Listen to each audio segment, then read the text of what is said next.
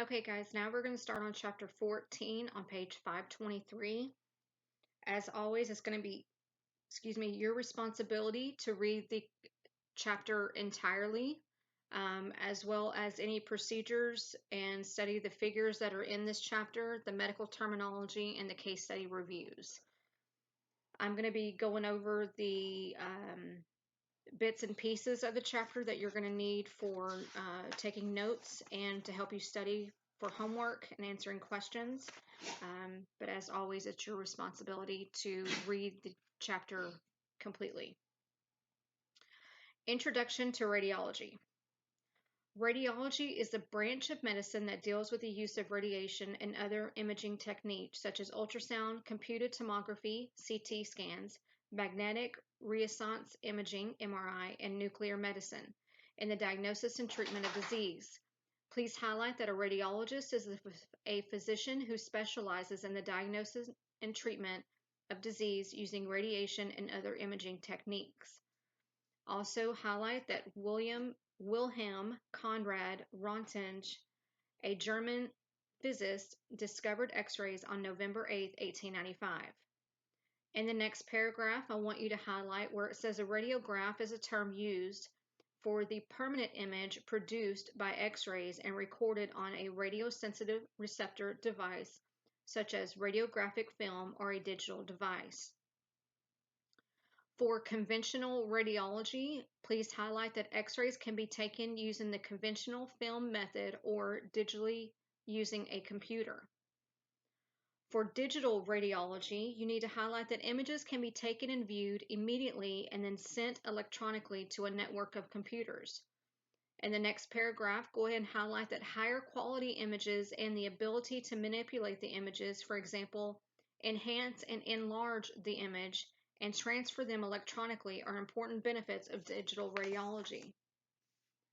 On page 524 on contrast media, in the first paragraph, I want you to highlight that if the X-rays penetrate an organ or structure, a black area appears on the radiograph. Because of the lungs contain air, X-rays are able to penetrate them easily. As a result, the lungs appear black on the radiograph. The ribs absorb the X-rays and appear as white shadows on the radiograph. A structure such as lung tissue that permits the passage of X-rays is radiolucent. A structure such as a bone that obstructs the passage of X-rays and causes an image to cast on the radiograph is a radiopaque.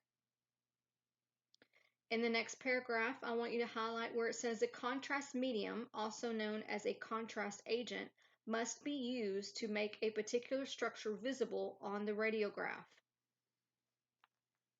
Continuing on further in that paragraph, I want you to highlight that contrast media are administered to the patient through various routes. Some are administered orally, others are injected into a vein or delivered through an intravenous line or an enema. For a fluoroscopy is an instrument used to view internal organs and structures of the body directly in real time on a display screen. That needs to be highlighted. If we go on over on page 525 for positioning the patient, in the first paragraph, I need you to highlight that to prevent blurring of the image on the radiograph, patients must maintain the position in which they are placed and not move during the radiographic examination. Please highlight the following views: anti-posterior view, posterior anterior view, lateral view. Also become familiar with the right lateral view, left lateral view, oblique view, supine position, and prone position.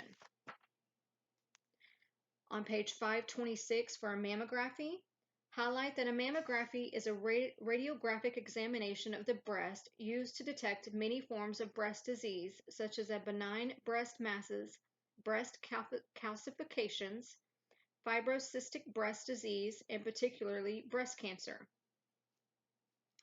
In the next paragraph, I want you to highlight that no specific preparation is necessary for mammography. The patient should not wear any lotion, powders, or deodorant because they may contain small amounts of metal that can be seen on the radiograph and may interfere with interpretation. On the next paragraph, you need to highlight that compression of the breast is necessary to obtain a clear radiograph and to lower the radiation dosage as much as possible. For bone density scans, a bone density scan is an enhanced form of X-ray technology that measures the bone mineral density of the human skeleton to detect bone loss. That needs to be highlighted. You also are going to want to highlight where it says postmenopausal women are at particular risk for osteoporosis. On page 527, I want you to highlight, it would be the next paragraph where it says the patient should be instructed to abstain from taking a calcium supplement or osteoporosis medication on the morning of the examination.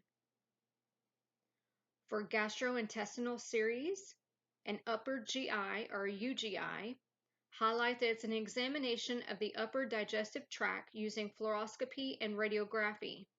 Highlight that the examination is helpful in the diagnosis of disorders of the esophagus, stomach, duodenum, and small intestine.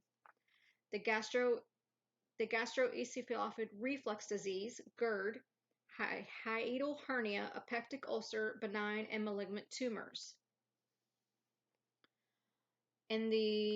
Further in that paragraph, you need to highlight that to prepare for the examination, the patient must eat a light evening meal and then not eat or drink anything, including water and medications, after midnight on the day before the examination.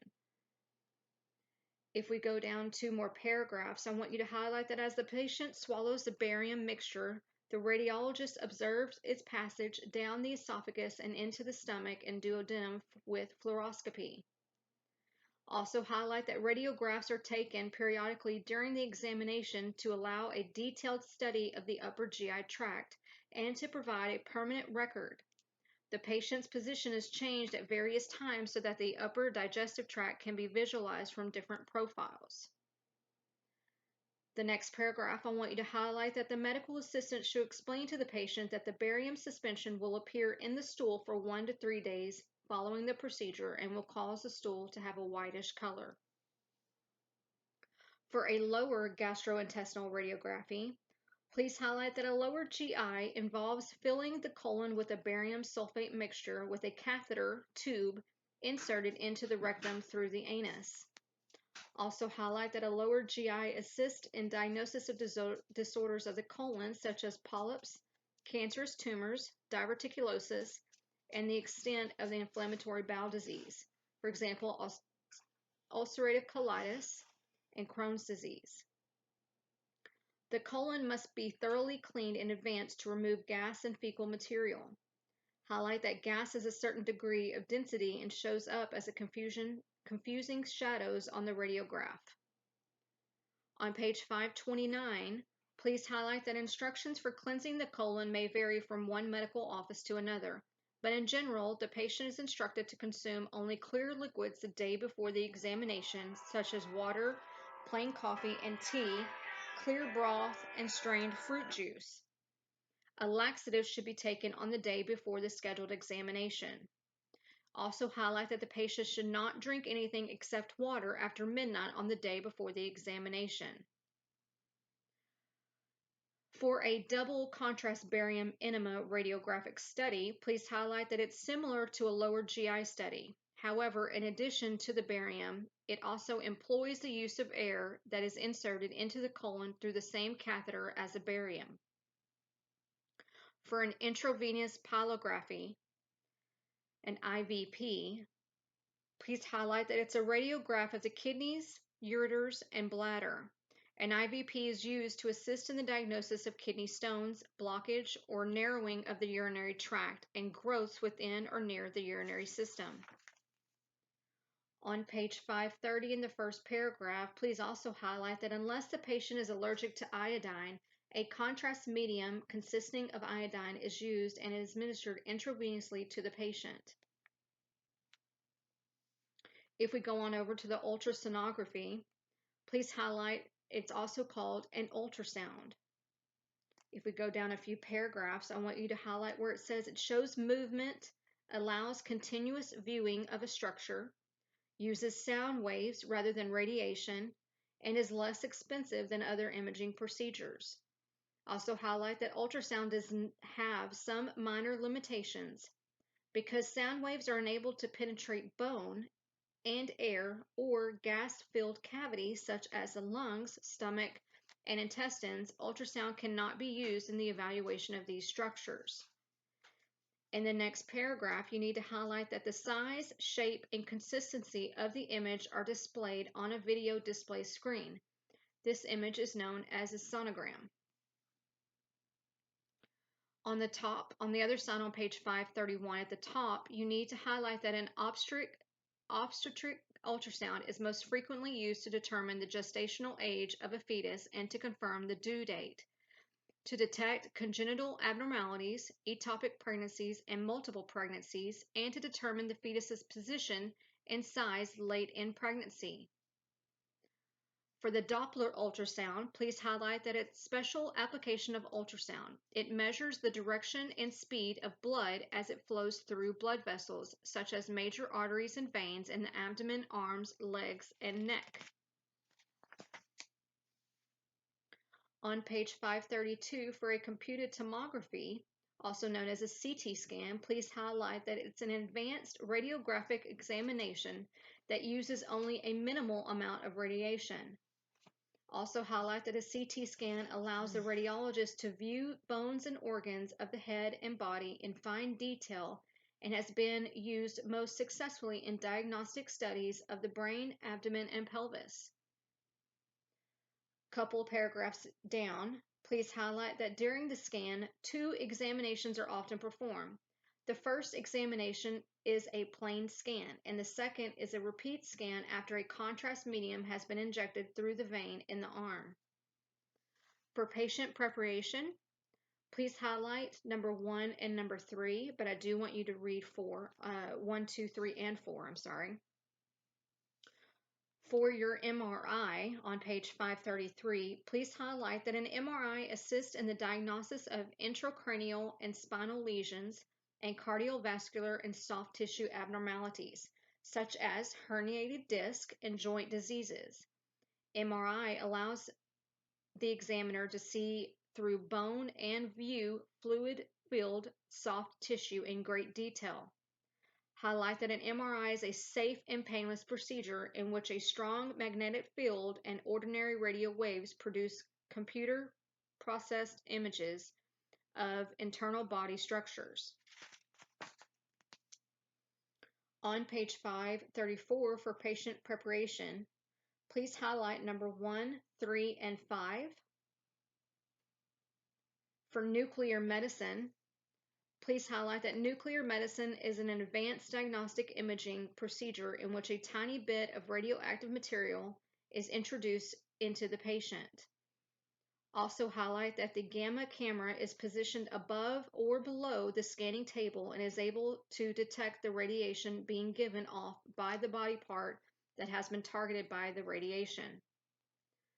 Also highlight that because it can show the actual function of organs, nuclear medicine provides more detailed information for certain conditions than is provided by other diagnostic imaging examinations, for example, a CT scan and an MRI.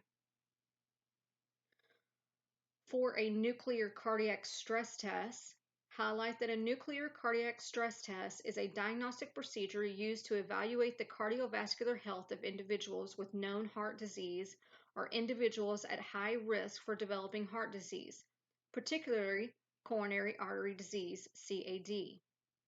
On the other side on page 535 in the last paragraph, highlight that a positron emission tomography, a PET scan, is a special type of nuclear imaging procedure. A PET uses a special camera and a computer to construct a 3D image of the area being scanned. This procedure is particularly useful in diagnosing conditions of the brain and heart, such as brain cancer and heart disease. On page 536, on the guidelines, please highlight number 3. Again, I want you to read the chapter completely and fully and reviewing over the patient teaching, the case studies, and all the figures and procedures that are listed into this chapter, and as well as the medical terminology review.